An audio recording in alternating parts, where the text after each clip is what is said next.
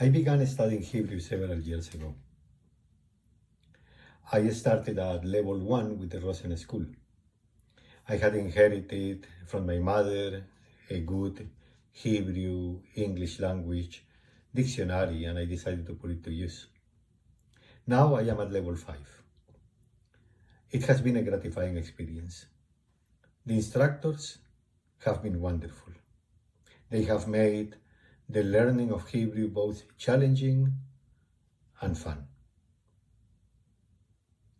Learning Hebrew is challenging because it is a difficult language for adults. It is a difficult language for native speakers of English, for native speakers of Spanish like me. But it also has been a very enjoyable experience. In class, all the students have a chance to participate. All the students have the chance to resolve problems in the language, to give correct answers, to make mistakes, and therefore all the students have a chance to learn from their classmates.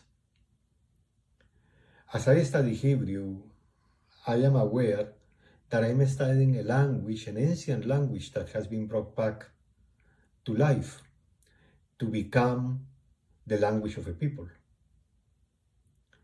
As such, it has become the mode of expression of wonderful modern poetry, storytelling, and novels.